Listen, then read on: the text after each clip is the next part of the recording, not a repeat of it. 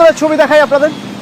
অন্ডাল বিমানবন্দর গতকালের মতো আজও বন্ধ। তার কারণ জল থই থই অবস্থা। বিমানবন্দর থেকে কোনো রকম অপারেশনই সম্ভব হচ্ছে না। উড়ান পরিষেবা পুরোপুরি বন্ধ হয়ে রয়েছে। সেখানে অর্পণ আমার প্রতিনিধি রয়েছেন, বলতে পারবেন অর্পণ কি অবস্থা?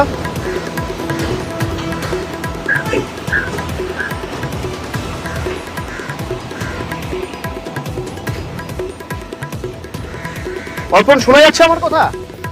এখন অন্ডাল বিমানবন্দরে দেখো, অন্ডাল যে বিমানবন্দর আজও কিন্তু একইভাবে কিন্তু এই উড়ান পরিষেবা বন্ধ রাখে এয়ারপোর্ট কর্তৃপক্ষ। কারণ এয়ারপোর্ট চত্বরে কিন্তু দেখা যাচ্ছে শনিবার জলমগ্ন হয়ে পড়ার কারণে কিন্তু এলাকায় নোংরা জমতে থাকে এবং গোটা এয়ারপোর্ট চত্বর জুড়ে কিন্তু সাফাই অভিযান চলছে এবং বেশ কয়েকটি বাতিল করা হয়েছে উড়ান। এবং আজ যে সমস্ত উড়ান ছিল সেগুলিও মূলত এয়ারপোর্ট কর্তৃপক্ষ তারা বাতিল রেখেছে। কারণ সাফাইয়ের কাজ চলছে এয়ারপোর্ট চত্বর এবং রানওয়েতেও সাফাইয়ের কাজ চলছে, সেই কারণেই মূলত উড়ান বাতিল রাখা হয়।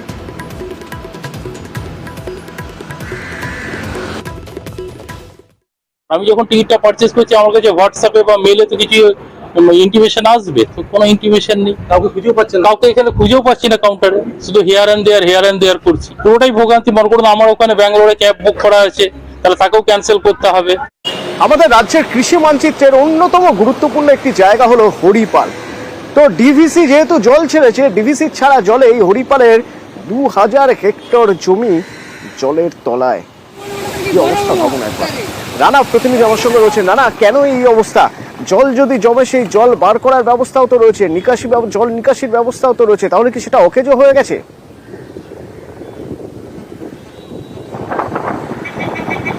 হ্যাঁ অতনু, দেখো এই মুহূর্তে দাঁড়িয়ে আছি কিন্তু হরিপালের, যেখানে এই মানে কালুবাটি এলাকায়, যেখানে হাজার হাজার হেক্টর জমি কিন্তু জলে ধানের তলায়, ধানের দল মানে হচ্ছে নিচে। সেখানে তোমার যেভাবে জল বেড়েছে, এই দুদিনে ডিবিসি ছাড়া জল, আর ডাকাতিয়া যে খাল, সেই খাল কিন্তু সংস্কার হলো, কিন্তু বেশ কিছু জায়গায় এখনো সংস্কারের মানে অভাবে কচুরি পানা পড়ে রয়েছে। ফলে নিকাশি ব্যবস্থা না থাকার জন্য যে ডাকাতিয়া খাল দিয়ে জল চলে যায় হাওড়া হয়ে উদয়নারায়ণপুর হয়ে গঙ্গায় পড়ে, সেই ডাকাতিয়া খাল সংস্কার হয়নি, 1 নম্বর। 2 নম্বর, সেই ডাকাতিয়া খালের জল উঠছে কিন্তু এই মাঠগুলোকে পুরো ডুবিয়ে দিয়েছে। ফলে বুঝতেই পারছো এদের বছরে একটাই কিন্তু অর্থকরী ফসল, এই ধান চাষ করেই এরা জীবিকা নির্বাহ করে। ফলে 1 বিঘা জমিতে ধান চাষ করতে 6000 টাকা খরচা হয়েছে, সেই টাকা এখন জলের তলায় রয়েছে। চাষিদের অভিযোগ যে এত কিছু হওয়ার পরেও আমরা যে অবস্থায় রয়েছি, প্রশাসনের থেকে কেউ কিন্তু এখনও কোনো জিজ্ঞাসাবাদ করেনি বা তারা দেখতেও আসেনি। ফলে বুঝতেই পারছো এই যে এত হাজার হাজার যে কৃষক, তারা যে ঋণ নিয়ে তারা ধান চাষ করেছে, তারা সেই ধান চাষ কিন্তু আর সেখান থেকে আর ফসল ঘরে তুলতে পারবে না। অতনু, এখানে 4টে গ্রাম পুরো ডুবে গেছে। কনকপুর, কৃষ্ণবল্লবাটি, কালুবাটি, তারপর কামরাজপুর, 4টে গ্রামই একদম জলের তলায় হয়ে যাচ্ছে। চাষের জমি একদম ডুবে গেছে, সব রোয়া হয়ে গেছিল, তাতেও আমরা পুরো একদম সর্বশান্ত হয়ে গেছি। আকাশের জল হয়েছিল, আবার ডিবিসি জল 4 দিন আগে ছিঁচে রোয়া মাঠে, আর ডিবিসির জলে প্লাবন হয়ে গেল। খাল তো সংস্কার করেছে, সংস্কার নিচে সংস্কার নেই তো। ধনপুতার পর থেকে ওখান থেকে বুঝে গেছে খাল, জল ক্লিয়ার হচ্ছে না, একদিনের জলই ডুবে যাচ্ছে। ধনটলে দিনা করে চাষ করা হয়েছে, সব কে করে সুদা হবে, পরিস্থিতি খুবই খারাপ। ওদিকে বীরভূমে কুয়ে নদীতে জলস্তর বেড়েছে, যার জন্য লাভপুরের বিস্তীর্ণ এলাকা জলমগ্ন। শুধু তাই নয়, আরো ভয়ের ব্যাপার হলো যে বিভিন্ন জায়গায় বাঁধে দেখা যাচ্ছে ফাটল রয়েছে, ধস রয়েছে। জলস্তর যদি আরো বাড়ে তাহলে সামলানো মুশকিল হয়ে যাবে। প্রশাসন সতর্ক রয়েছে, কিন্তু এরপর যদি হিংল জলধারার জল ছাড়া হয়, বৃষ্টি আরো বাড়লে তখন কি হবে? ইন্দ্রজিৎ প্রতিনিধি আমার সঙ্গে রয়েছেন সরাসরি। প্রথমে ইন্দ্রজিৎ, জানি যে কি অবস্থা রয়েছে এখন।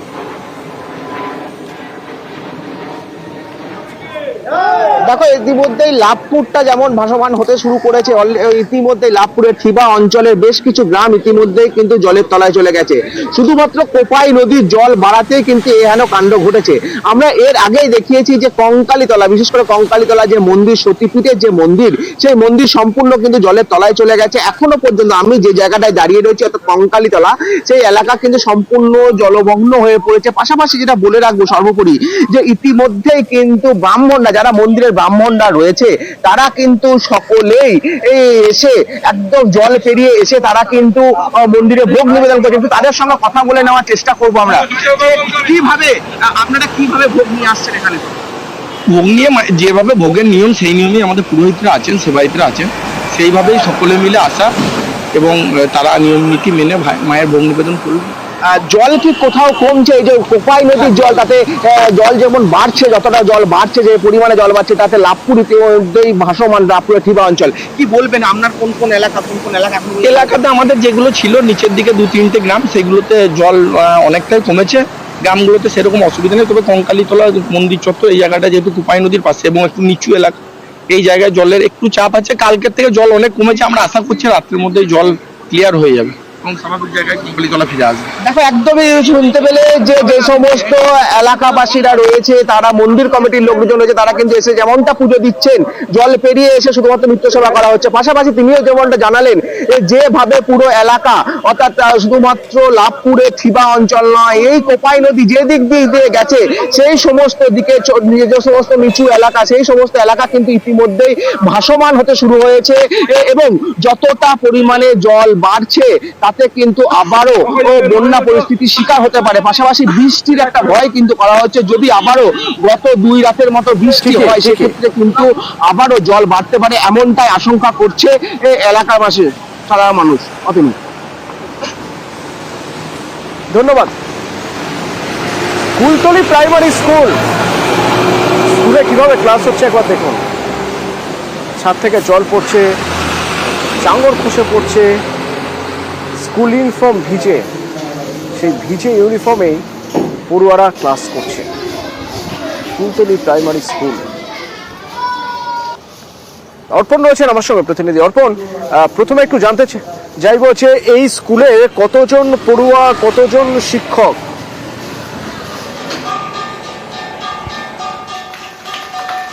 দেখো, পড়ুয়া রয়েছে এখানে প্রায় 150 জনের উপর এবং এই স্কুল তোমাকে বলবো যে দক্ষিণ গড়ানকাটি এলাকার যে স্কুল, এই স্কুলের আশেপাশে কোনো প্রাথমিক স্কুল নেই, আর যার কারণে কিন্তু সমস্ত স্কুলের যারা ছাত্রছাত্রী রয়েছে তারা না চাইলেও এই স্কুলে আসতেই হবে, কারণ তুমি বুঝতে পারছো কুলতলির মতো জায়গা, সেই স্কুলের এই অবস্থা।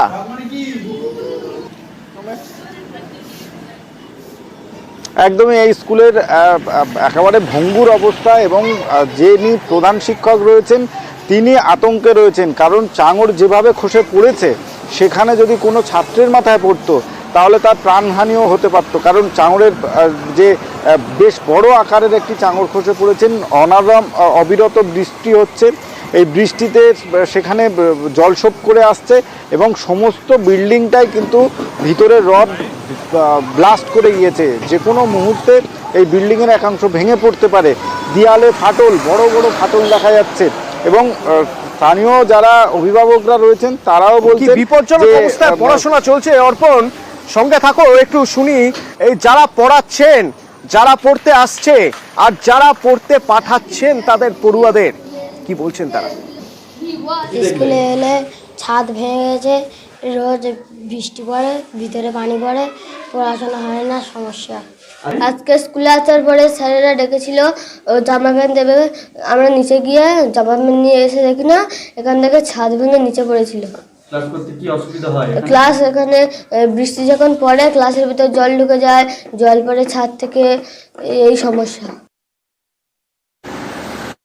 স্কুলে ওই জল ছাতে থেকে জল পড়তেছে, ছাদ ভেঙে পড়তেছে, ছাওয়ালপন স্কুলে দিয়ে আমরা শান্তিভাবে থাকতে পারছি না, যে কখন কোন তারে ছাদ ভেঙে পড়ে বাচ্চাদের গা উঠবে না কি হবে না হবে। সে ছাদের জল যদি না বাচ্চারা হাঁটতে পারে, ভেতরে ভালোভাবে ক্লাস না করতে পারে, তাহলে ছেলেরা কিভাবে স্কুলে আমরা পাঠাবো।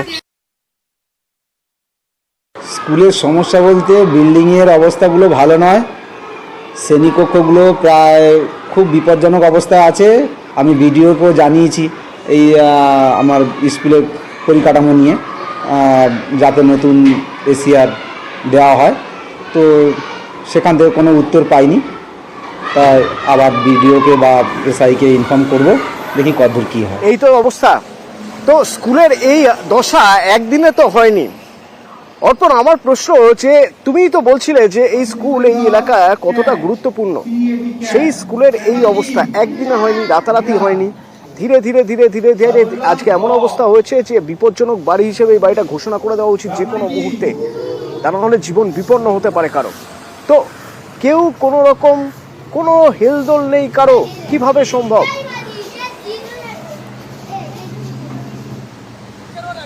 দেখো, প্রশাসনের কোনো হেলদোল নেই, কারণ হচ্ছে স্কুল ইন্সপেক্টর তিনি জানিয়েছিলেন যে এলাকায় যতগুলো স্কুল বিপজ্জনক রয়েছে তাদেরকে রিপোর্ট করার জন্য প্রধান শিক্ষক করেছিলেন।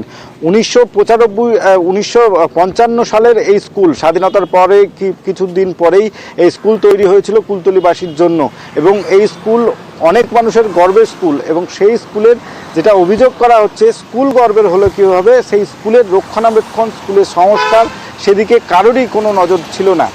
বাম আমল থেকে এই স্কুলের হাল ধীরে ধীরে খারাপ হতে শুরু করেছে, এবং গত বিধানসভা নির্বাচনে এই কুলতলি তৃণমূলের দখলে গিয়েছে। তৃণমূলের যিনি শিক্ষার কর্মদক্ষ রয়েছেন তিনি বলেছেন এই ঘটনা দুঃখজনক, কিন্তু তারাও চেষ্টা করছেন এই স্কুল সংস্কার করার। তিনি আবেদন করবেন বিডিওতে, শিক্ষা দপ্তরে আবেদন করবেন। দেখা যাক, দীর্ঘদিন ধরে যেভাবে মানছেন অথচ এখনো কোনো ব্যবস্থা হচ্ছে না, তারাই বা চুপ করে আছেন কিভাবে? দেখা যান কি ব্যবস্থা হোক।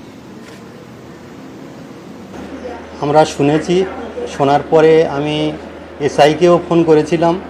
এসআই সাহেব ওখানে হেডমাস্টার সাহেবের সঙ্গেও কথা বলেছে। তা যাই হোক, এখানে কেউ কোনো ছাত্রছাত্রী বা আমাদের যারা টিচার স্টাফ আছে কেউ ইনজিওর হয়নি, এটা আমাদের কাছে খুব ভালো খবর।